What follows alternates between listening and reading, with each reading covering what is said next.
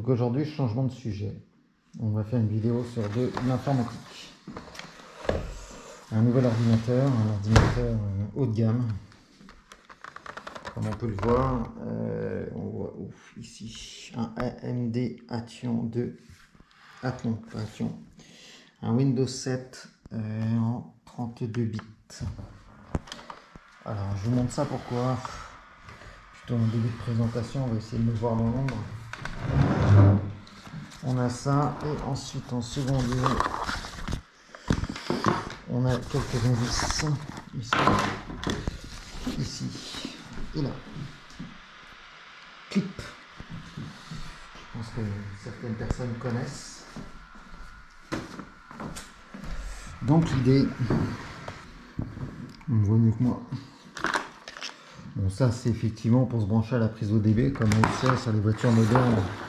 Non pas comme la Fuego, mais dans les voitures plus récentes. On a une prise ODB qui est une prise normalisée auquel on peut accéder sur la voiture.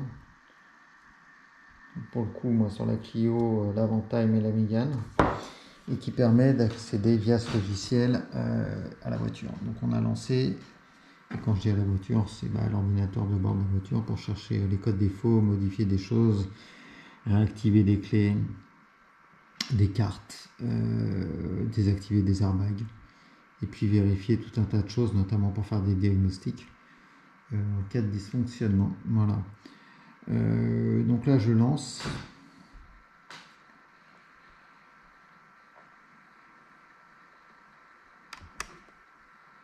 Donc la version actuelle de Clip est 178. Aucune mise à jour n'a été effectuée depuis 5 jours. Il est recommandé de vérifier si une version est disponible. Ok. Abandonné. Donc nous informons que nous avons installé dans le sujet un système permettant de connecter les liens. Alors, accepter.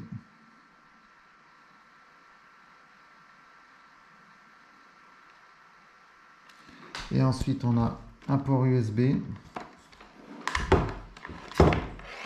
Ici. Et une connexion là. Donc on va les connecter sur la Clip et sur la voiture.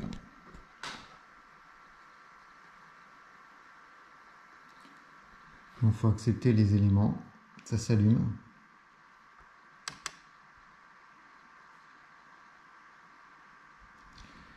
Et ensuite, on va continuer en allant se connecter à une voiture. Donc, comme vous pouvez le voir, en fait, il y a beaucoup de choses. Il va essayer de détecter la sonde et puis ensuite, ça roule. Bon, on poursuit dans la voiture après. Bon, nous voici à l'intérieur de la Mégane. Donc on va fermer le... Et on va tenter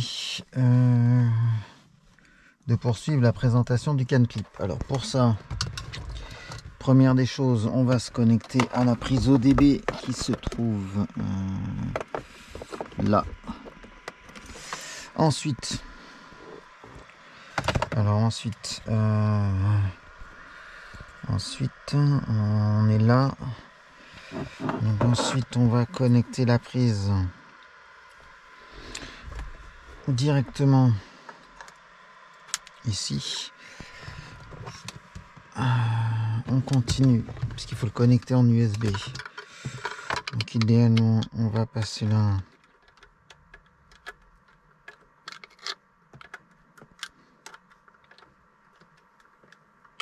Si j'y arrive.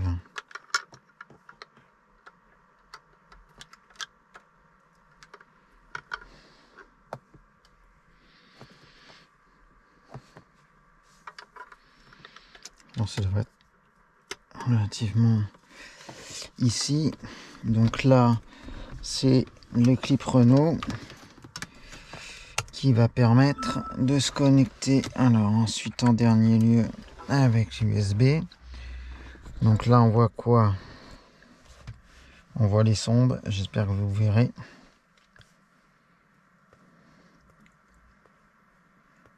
Donc j'utilise pas très souvent. Alors c'est pour essayer de m'excuser, hein, vous allez voir. Du coup, la première des choses, c'est de faire l'identif.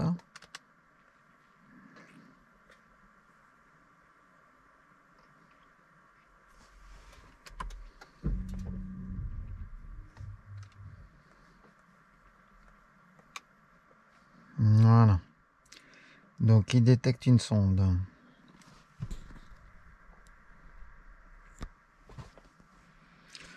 Une Renault, une Mondevine ou sinon il peut détecter automatiquement le véhicule.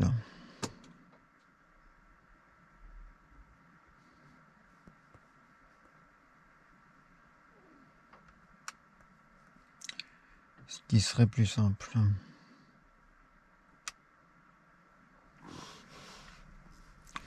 Voilà, il a repéré que c'était un Scénic 3. Ah non, pas du tout. Donc, type de moteur, C1F4R, la PK4, indice C1 à 874. Donc là, on a le moteur.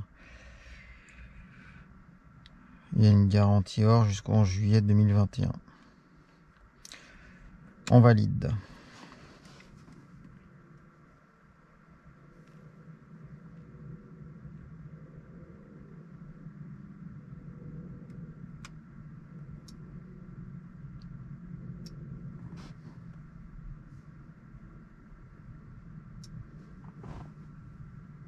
Donc il lance le test.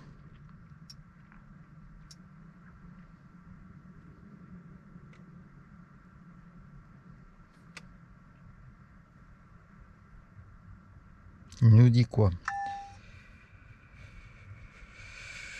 Alors, en fait, hop.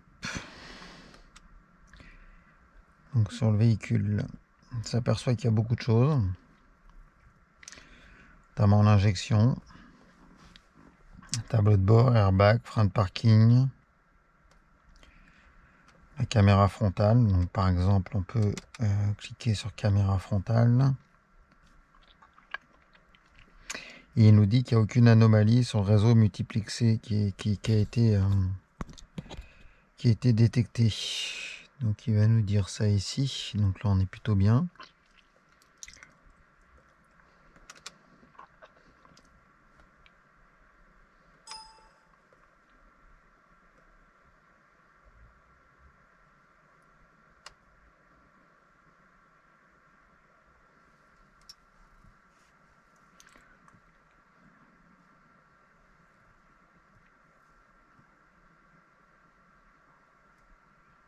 Objectivement, j'ai pas de problème spécifique avec la voiture, donc je regarde rarement. Moi, j'éteins les codes défauts quand il y en a.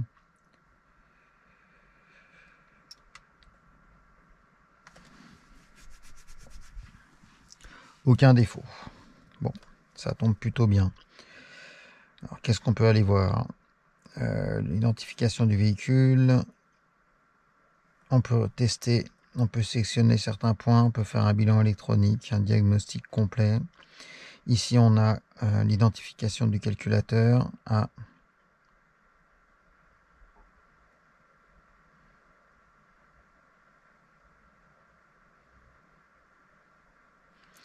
Ok, donc le plus après contact, c'est coupé. Hop. Je rallume. Menu. Ok, il est reparti.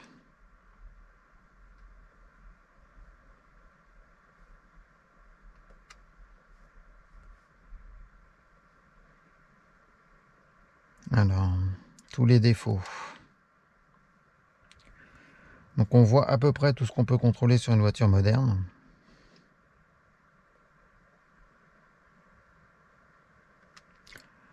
Donc ça va partir à Bracam, l'arbre à cam d'admission, régime moteur. Après on la démarrera, on verra, il y a d'autres indicateurs. Donc il va vous dire s'il y a des ratés de combustion. Tout ça c'est les codes défauts. Alors souvent on a un 300, c'est sur les ratés de combustion, c'est souvent les problèmes de bobine d'allumage. Et notamment sur l'avant-time.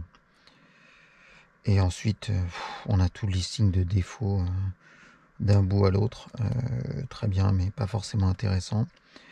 Je suis en train de regarder en même temps que vous. Hein. Je suis pas un grand spécialiste, mais bon, c'est pour vous, c'est un peu pour présenter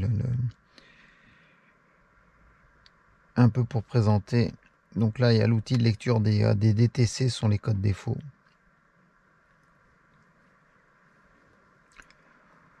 Donc on va essayer de lancer un diagnostic. Hop. On va sélectionner les états. Hop, par exemple ça. Non, on va prendre un truc. Unité de vitesse du véhicule. Ok. On l'a mis, on l'a sélectionné. Et après, je sais pas ce qu'on en fait.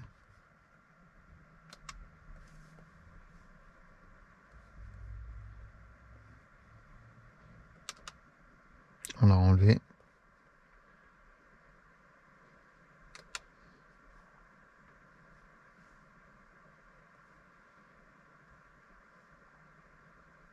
Les canistères.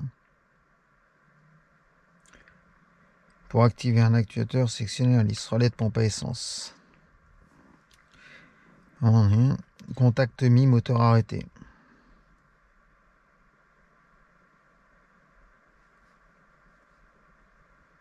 Et là, on fait valider.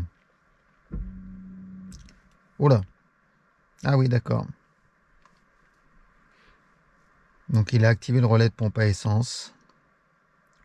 Je sais pas si on va l'entendre. Vous écoutez?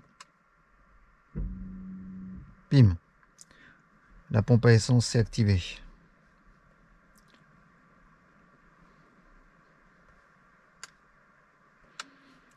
Alors.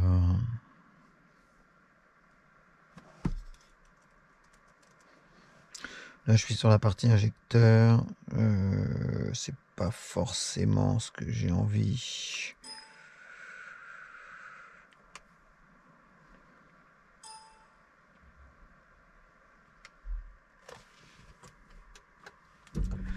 Encore une fois, on a perdu le contact, c'est chiant.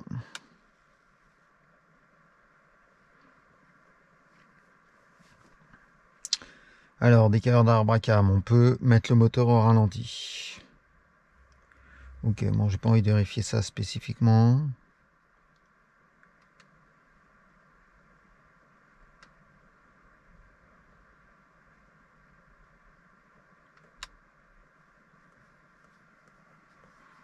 Ok. Alors là, je sais pas comment je peux passer sur autre chose que le sélection, peut-être. Diagnostic par fonction.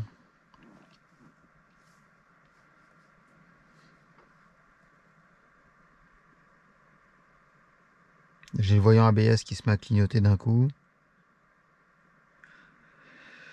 Alors,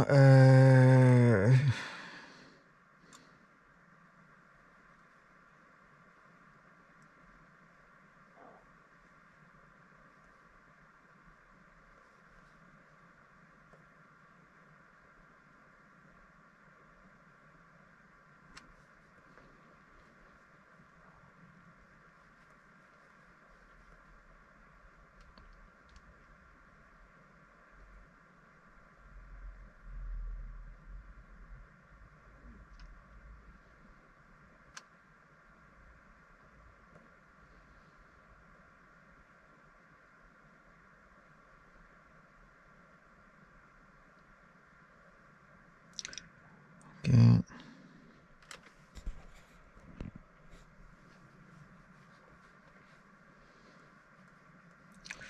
Donc là, on est sur de l'autodiagnostic.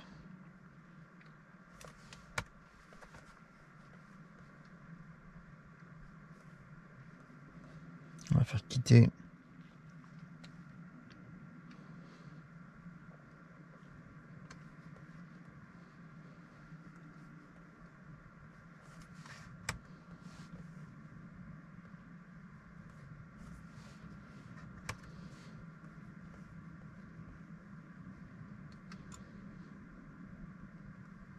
Ok, bon, là on est typiquement dans du je vais en marche arrière sur ça.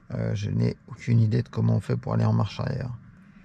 Quand je dis en marche arrière, c'est un retour en arrière sur l'outil. Et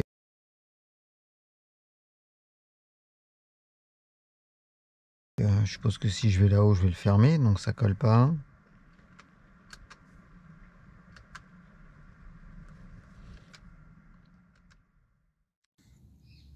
Donc aujourd'hui c'est mission de changement de la courroie de direction assistée. Pourquoi?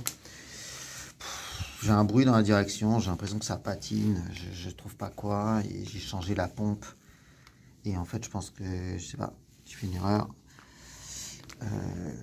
Donc voilà, je me suis dit, on va tenter la courroie, on verra bien. Bon, pas besoin d'être grand clair pour voir la différence des tailles dedans entre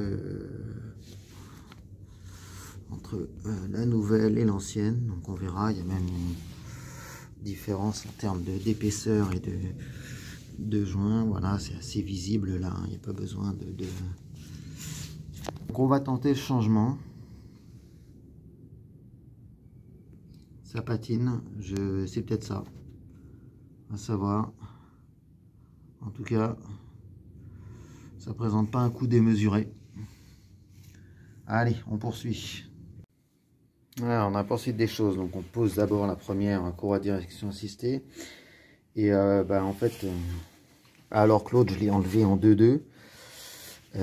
Celle-ci, même en enlevant, on s'aperçoit que rien que déjà pour la rentrée, c'est compliqué.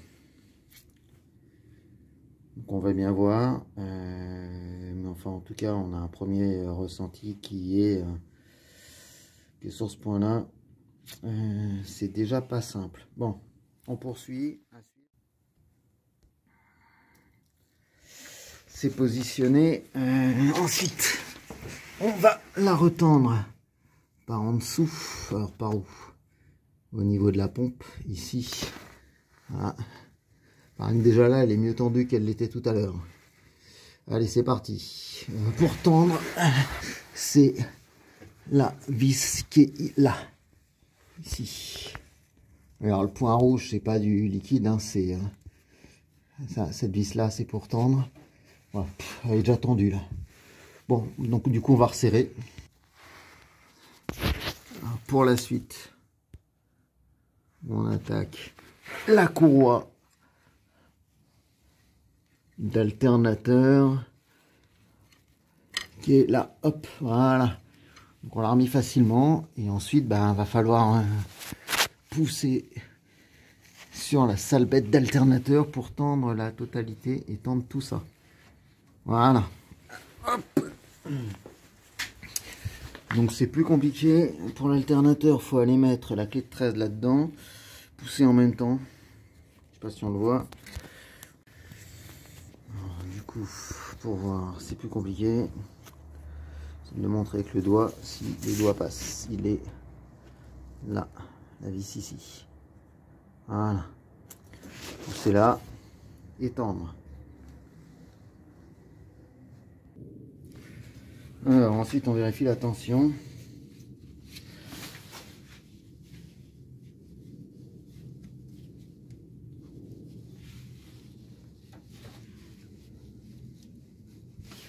Les petits amortisseurs.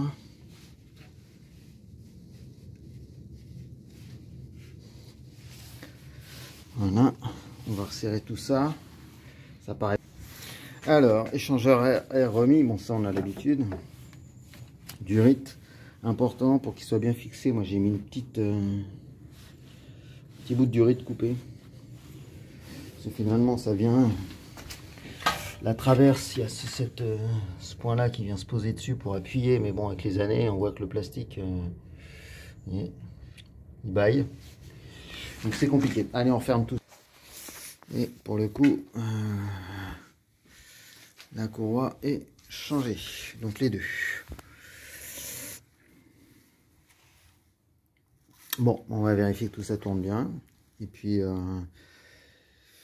c'est parti pour la suite. Après, on a la vidange de la R5 aussi. C'est la journée un peu bricolage.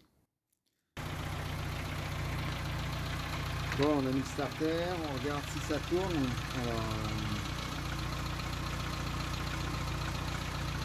on va baisser un peu le starter. Ah, c'est dans l'autre sens. Elle est un peu fraîche. Et on regarde si les courroies tournent bien. Par au-dessus. Et par en dessous sans se prendre les cheveux dedans. Ah, c'est comme j'ai les cheveux longs. Voilà. On regarde l'alignement.